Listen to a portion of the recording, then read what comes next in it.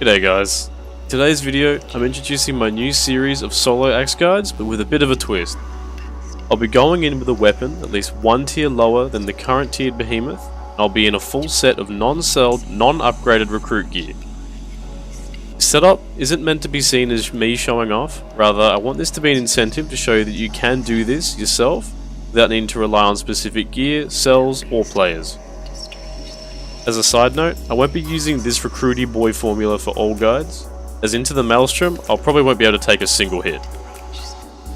Primarily for these runs, I'm going to be prioritising quick kills and getting as many breaks as possible, because realistically you'll be wanting to get these parts to make better gear as you progress throughout the game. Another note, I wanted these runs to be realistic and achievable for newer players, so these runs will not be flawless or out of reach in terms of skill. Let's get into it. My first piece of advice for Drask is to aim toward removing his tail as soon as you can. Removing the tail will shorten his hitbox with two of his heaviest hitting attacks and make the fight all round easier. Although because we're solo, if you have good opportunities to hit his head, hitting a stagger build-up will create a good window for you to focus any part while he's down. When dodging Drask's attacks, you'll always want to be trying to dodge into his attacks, so that way you'll be ready to get a swing in on the boss while he's still finishing his animation. Sometimes this might be tricky and you'll have to vouch for an outward dodge, you'll just have to play it by ear.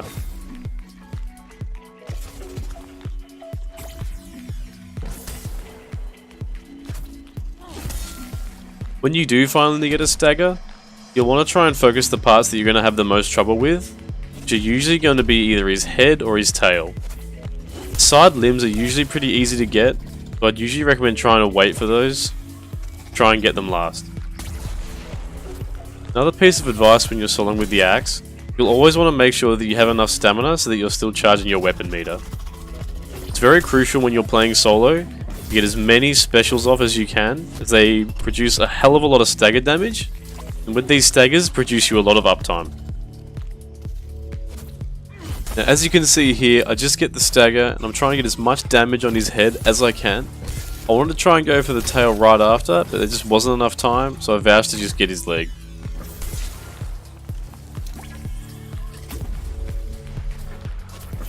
Throughout this encounter, you'll have to try and be as patient as possible, as he does move around a lot and his tail can sometimes get just out of reach, which you'll see a lot in this video.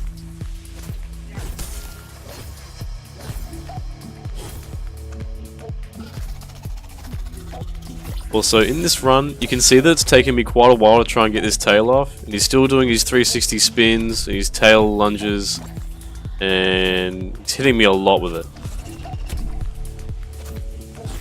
I'm missing a lot of my axe swings just trying to put too much emphasis on the tail, when I could be trying to go for a head attack, but as it's already broken, I don't want to do too much true damage, as I don't want him to die before I get the breaks.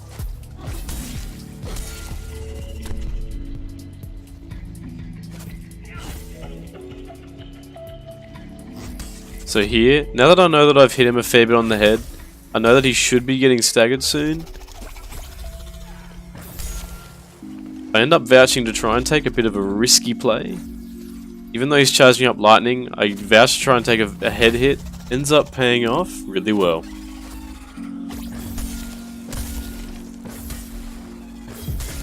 It's a pretty good example here of when I tried to roll outward while he was attacking. He ended up clipping me on the end of my roll. You want to try and avoid this from happening, as you'll want to roll either just straight through it or just roll out of range.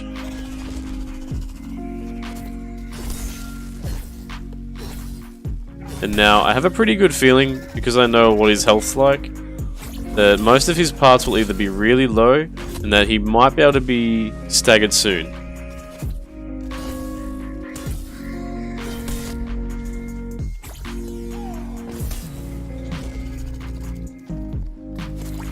Once I get the stagger, I know that I should be able to get some successive breaks.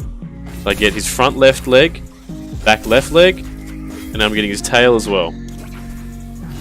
And now I know that 3 parts have been broken in succession, and I've done a fair bit of true damage this fight. He should be pretty low. I had a feeling he'd be trying to run away, and I managed to get him right before he leaves. We ended this run with a time of 5 minutes and 27 seconds. We got nearly every single part. I think we may have just missed one, But all in all, it was a pretty smooth run. I definitely wouldn't say it was my best performance, as I wanted these runs to be more realistic, so that people that aren't as experienced, that will be taking hits, will be taking damage, don't feel so intimidated. Anyway, I hope this video was informative for you guys looking for some advice with solo Axe. I'll be making a couple of these videos on different fights. If there's a specific behemoth you're having trouble with, please post below in the comments and I'll try and get around to it. Thank you guys so much for watching, and I hope you have a good day/night.